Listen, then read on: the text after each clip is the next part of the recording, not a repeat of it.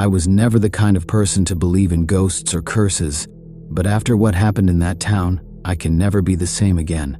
It all started with a letter. I had just finished work when I found it in my mailbox. The envelope was old, the paper inside yellowed with age. There was no sender's name, just my own written in shaky letters. "Come to Hollow Creek. Your family needs you. Hollow Creek." I had heard the name before. My grandmother used to tell stories about the place, about how people vanished there, how no one ever heard from them again. But that was just an old woman's tale, right? Still, the words in the letter bothered me. My family? I had no one left, not that I knew of. My parents had died years ago, but something inside me told me I had to go. So I packed my bags and drove to Hollow Creek. The road stretched long, surrounded by thick forests on both sides. The deeper I drove, the darker the trees became, as if the light didn't reach this part of the world. When I finally reached the town, something felt wrong. It was quiet, too quiet. No birds, no insects, no wind, just silence. The buildings were old, their wooden walls cracked and broken. The streets were empty. I should have turned around then and there, but I didn't. A rustling sound caught my attention. An old man sat on a wooden bench near what looked like a general store. He stared at me, his eyes dark and hollow. "Excuse me," I said. "I'm looking for someone." His lips parted slightly, but he said nothing. That was when I noticed something strange. His chest wasn't moving. He wasn't breathing. I stepped back, my heart pounding. That was when a woman appeared from inside the store. She was pale, her eyes sunken. You should hear," she whispered.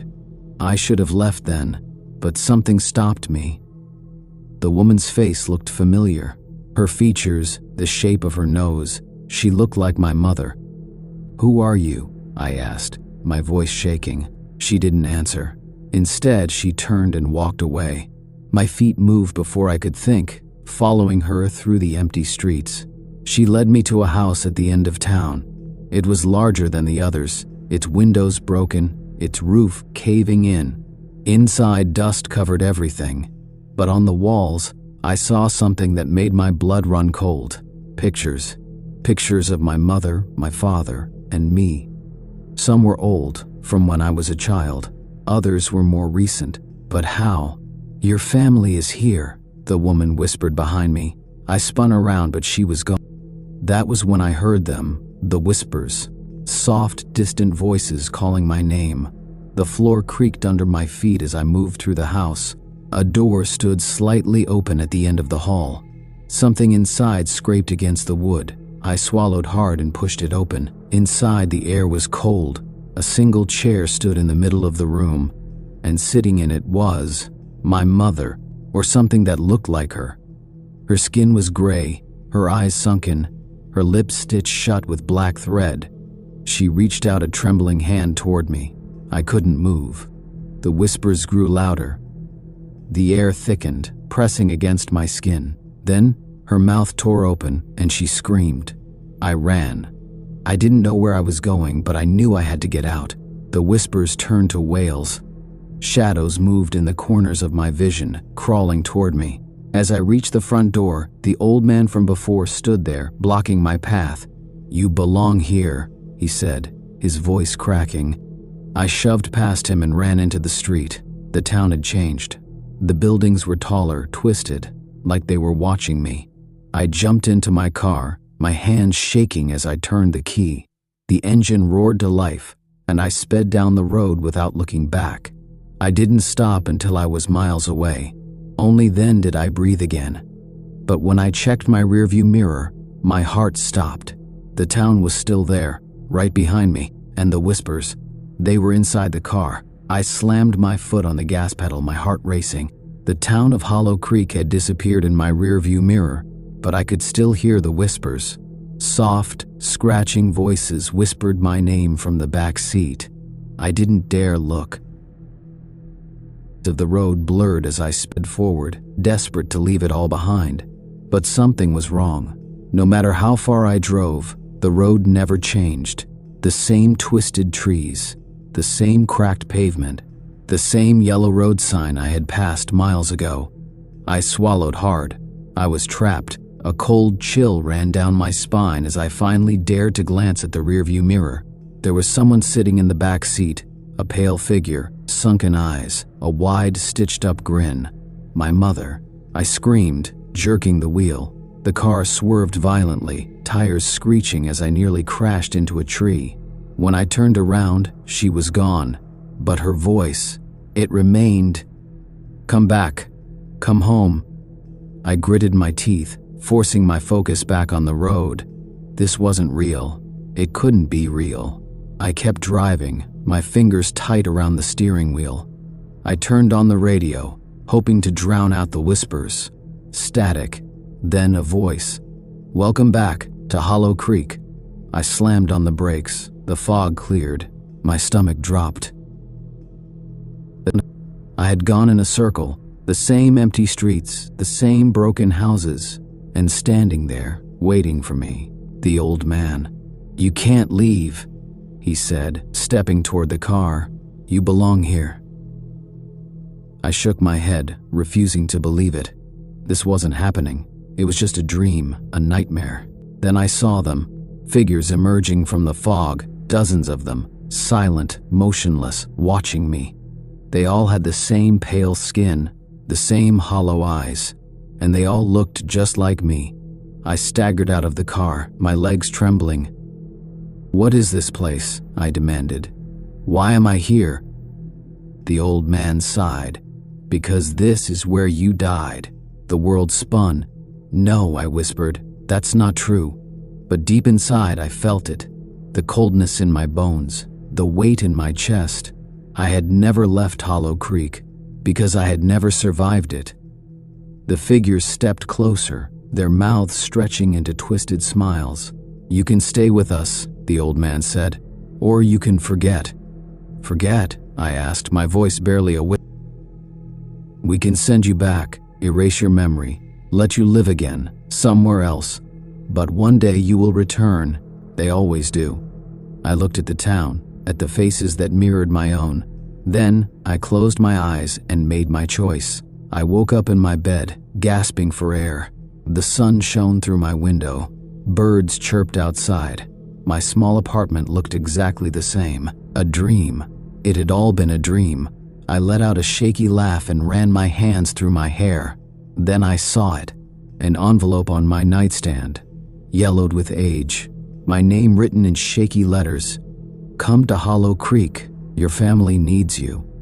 And outside, through my window, the town was waiting. My hands trembled as I picked up the letter. It was exactly the same. The same words, the same handwriting, the same sick feeling creeping up my spine. I tore it open, hoping, praying that the inside would be blank. It wasn't. "Come to Hollow Creek. Your family needs you." The words twisted, shifting on the page as if they were alive.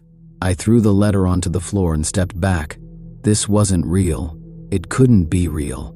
I grabbed my phone, my fingers shaking as I dialed my best friend, Mark. He picked up on the first ring. "Hey man, you good?" I took a deep breath. "Mark, I need you to tell me something. Have I ever been to a place called Hollow Creek?" Silence. Then his voice dropped to a whisper. "Where did you hear that name?" My blood ran cold. "You know it?" I asked. "Listen to me," Mark said, his voice urgent. "You can't go back there. Do you hear me? Do not go back." But static. The call cut off. I stared at my phone, my pulse hammering in my ears. I needed air. I rushed to my window and pulled open the curtains. And that's when I saw it. Hollow Creek was closer. It wasn't just outside my window anymore. The streets I had known, the city I had lived in, it was gone. My apartment now stood inside the town. I was back, whether I wanted to be or not. I stepped outside, my breath coming in short gasps. The air was thick with fog, the streets eerily silent, and in the distance, at the end of the road, the house was there, the same house where I had seen her. The door was open, waiting. I didn't want to go inside, but my feet moved on their own. Inside, the house was exactly as I remembered it. dusty, broken, frozen in time. The pictures on the walls still showed my face, my mother's, my father's, then a voice. "You chose to forget." I turned. The old man stood in the corner, his hollow eyes locked onto mine. "You left," he whispered, "but the town never lets go." I swallowed hard. "What do you want from me?" He smiled, a slow, twisted thing. "You already know." Something shifted behind him, a mirror. But when I looked into it, my reflection wasn't my own. It was him, the old man, but younger. I stumbled back. "No, that's not me." "You've been here before," he said softly. "Every time you forget, every time you come back, and every time." He stepped closer, his form flickering like a dying flame. "You take my place." A scream built in my throat, but it never came. The mirror cracked, the house trembled. The whispers became screams. The walls stretched, twisted, swallowed me whole. Darkness, cold, silence. And then I woke up. A wooden bench, an empty town. The air was still. I looked down at my hands. Old, wrinkled. My voice, dry, brittle, whispered before I even knew what I was saying. "You shouldn't have come here." And in the distance I saw him. A man stepping out of a car. Young, confused, just like I had been. The cycle had begun again, and this time, waiting. I watched as the young man hesitated by his car, looking around with the same fear and confusion I had felt before. He didn't know it yet, but he was trapped. Just like I had been. Just like we all were. I tried to fight it. I tried to stop my mouth from forming the words, but the town controlled me now.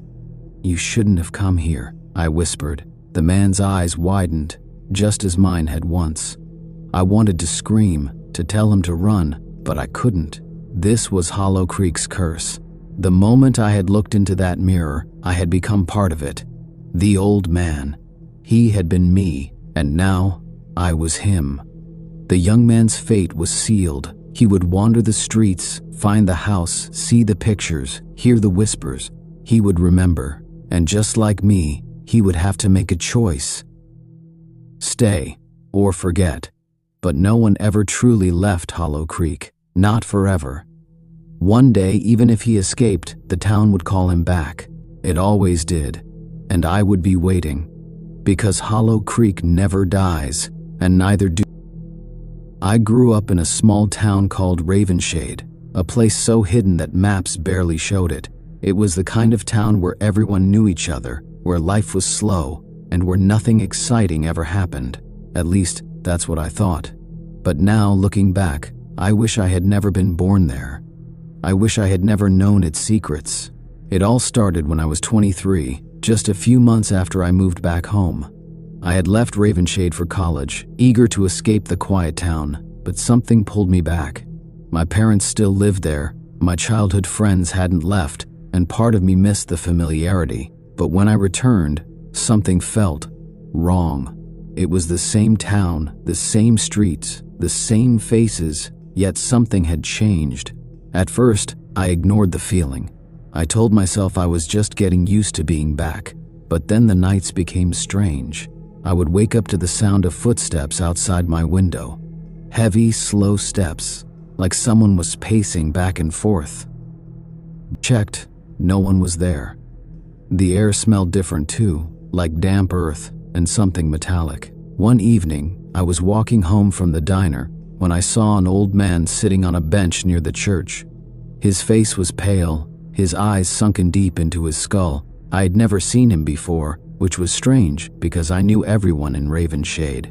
As I passed, he grabbed my wrist, his grip cold as ice. He whispered. His voice sent chills down my spine. Before I could ask what he meant, he let go and walked away, disappearing into the fog.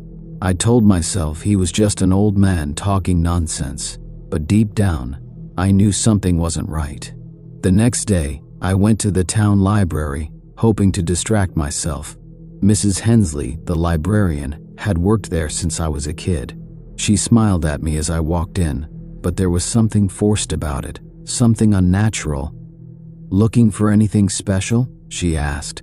"I just wanted to look around," I said. She nodded, but her eyes lingered on me a little too long. As I browsed the shelves, I found a section I had never noticed before: old town records. Curious, I pulled out a dusty book titled Ravenshade, A Town of Shadows. The book was filled with strange stories about disappearances, strange figures in the woods, and whispers of a curse. One story stood out.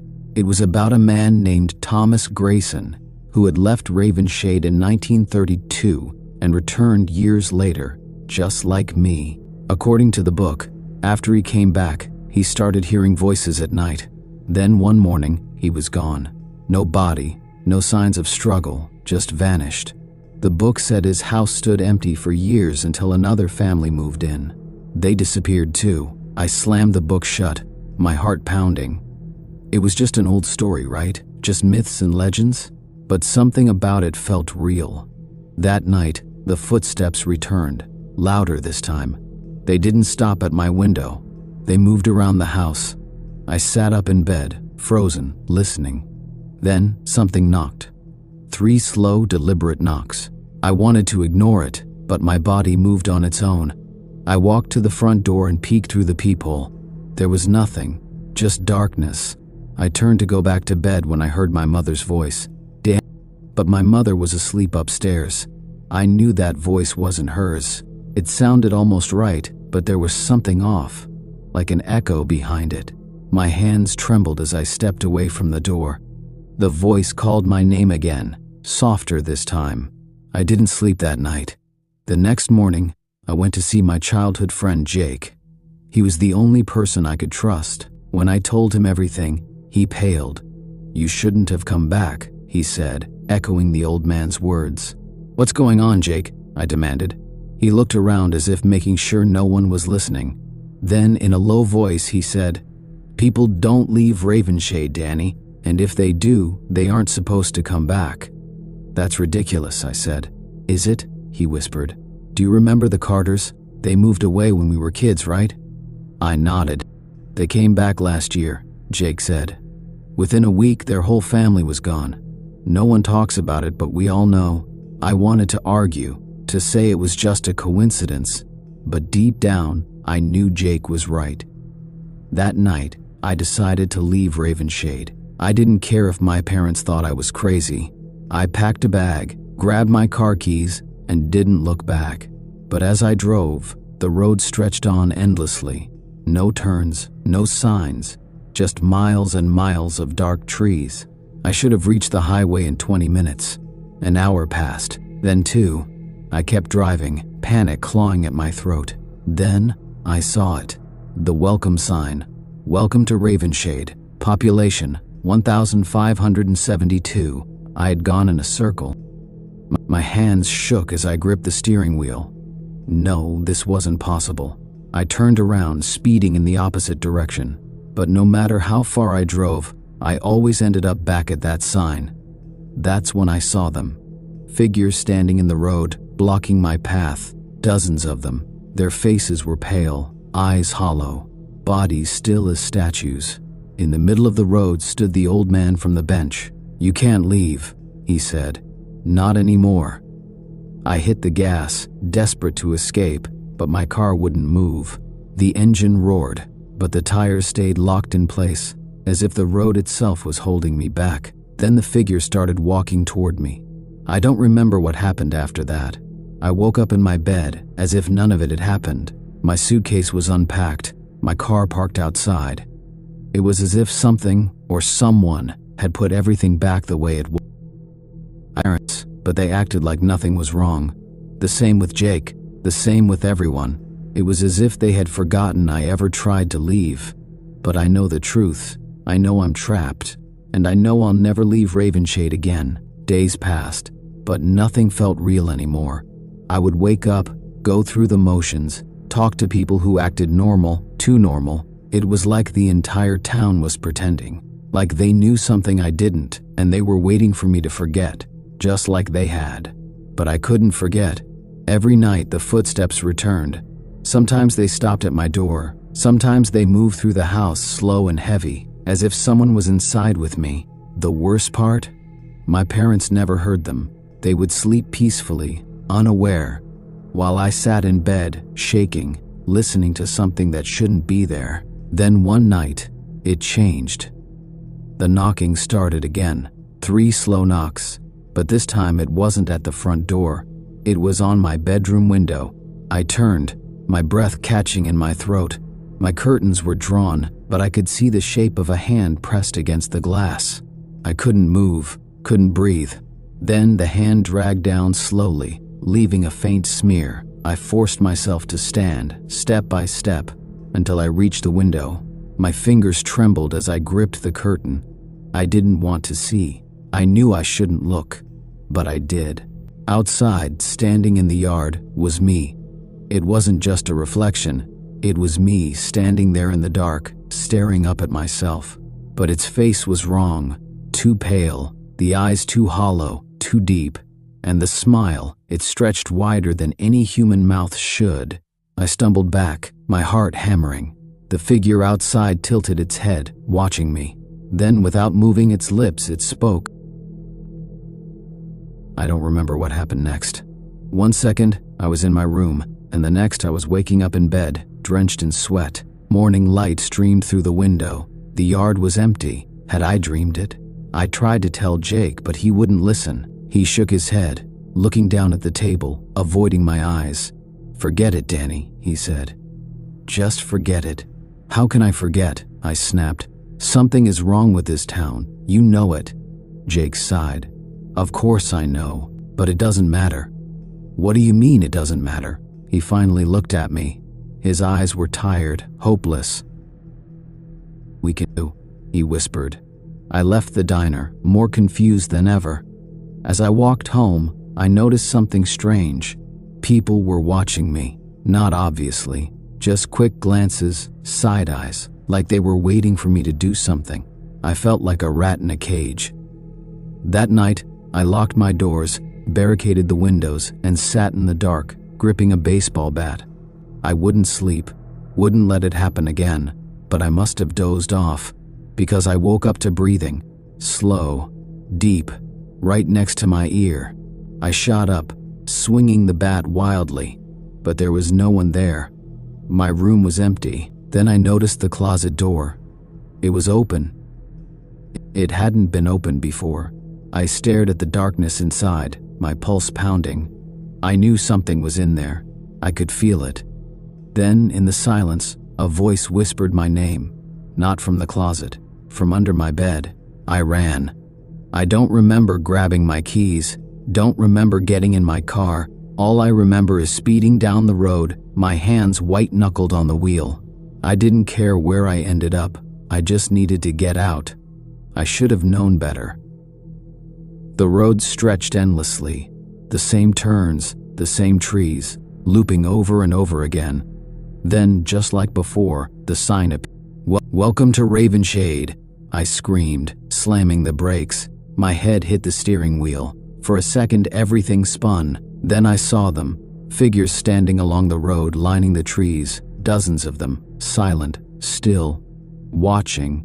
The old man stepped forward. His mouth moved, but his voice didn't match. It was my voice.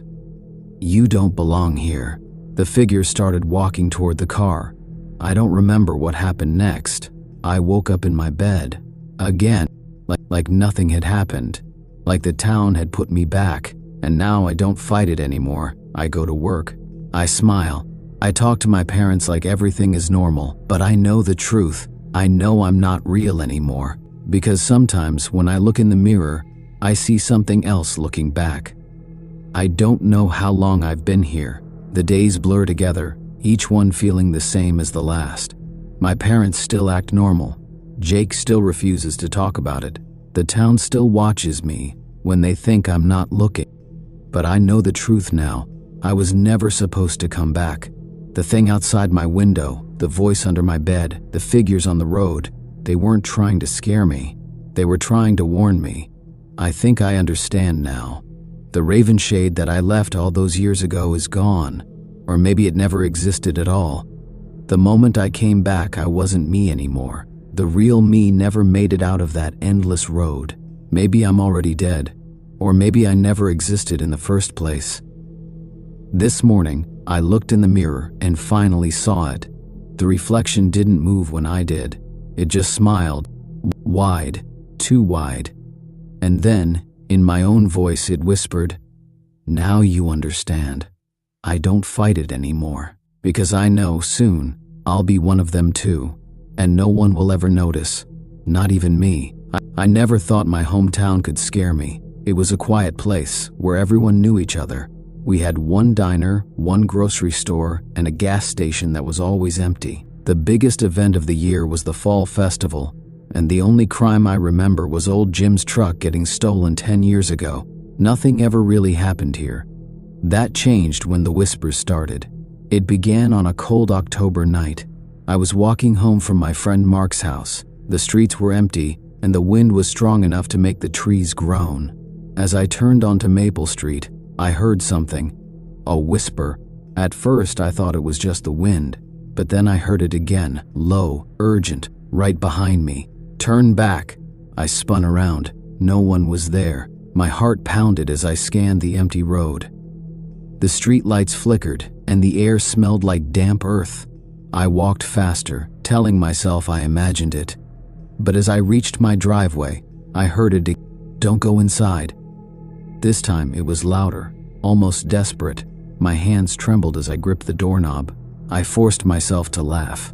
Maybe I was just tired. Maybe I had watched too many horror movies. I went inside, locked the door, and told myself to forget about it. But the whispers didn't stop. Over the next few days, more people started talking about them.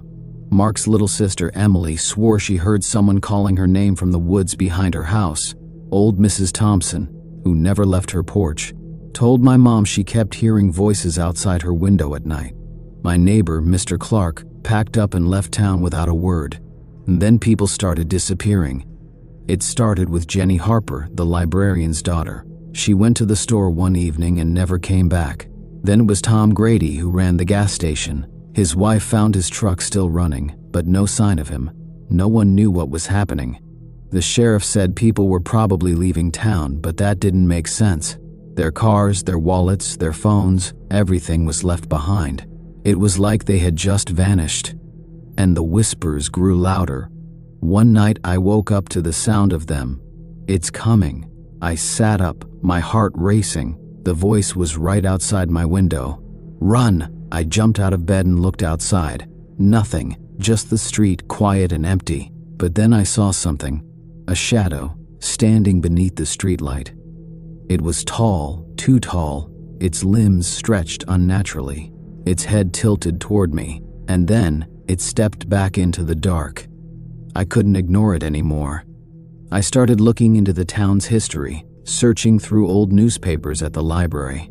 That's when I found something strange. Hollow Creek wasn't on any maps before 1893. There were no records, no documents, nothing. It was like the town hadn't existed before then. Then I found an article from 1954. Local boy claims the town isn't real before vanishing. My hands trembled as I read the story. A boy named Daniel Harper had told his parents the town wasn't real, that it was hiding something. A week later, he disappeared. I checked more records. Every 10 years, like clockwork, people vanished. 10 years ago, old Jim's truck was stolen. Or so we thought. Jim wasn't just missing his truck, he was missing too. I told Mark everything. We decided to leave town the next morning, but that night the whispers came back. "It's here." I grabbed my backpack, my keys, and ran outside. Mark was already waiting for me in his car. The engine roared to life, and we sped toward the highway. Then the fog rolled in, thick, heavy, swallowing the road ahead. The streetlights disappeared. The town disappeared. And then our car stopped. Not because Mark hit the brakes. The engine just died. The headlights flickered and went out. Something moved in the fog. A shape, long arms, a twisted face, crawling toward us. The whispers screamed, "Run!" I grabbed Mark's hand, and we ran. The fog felt alive, pressing against us, pulling at our clothes. The town had no end, no way out. The road stretched forever. And then I tripped. Mark grabbed me, pulling me up, but it was too late. The thing was there, right in front of us. Its mouth stretched open, but it didn't speak. It didn't have to. The whispers spoke for it. "Stay," I screamed. The next thing I knew, I was waking up in my bed. The sun was shining, birds were chirping, like nothing had ever happened. Except Mark was gone. His car wasn't in the driveway. His house was empty. No one remembered him. Not his family, not his friends, not even his little sister, Emily. It was like he had never existed. I don't know how I got out. I don't know why it let me go.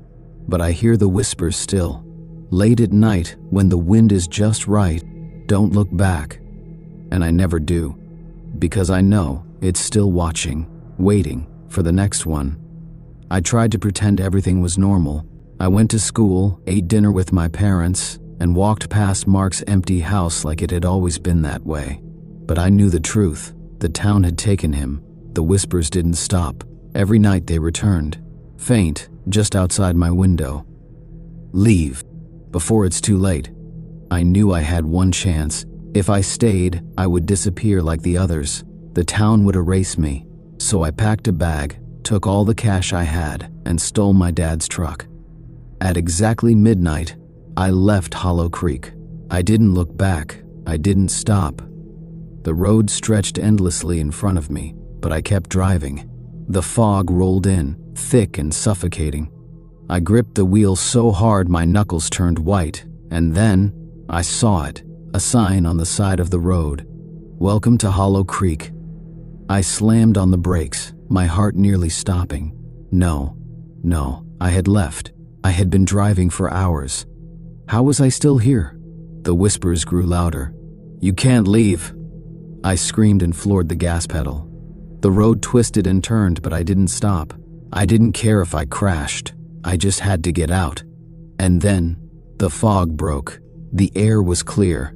The road stretched in front of me, leading to a real highway with real cars and real lights. I had made it. I never went back.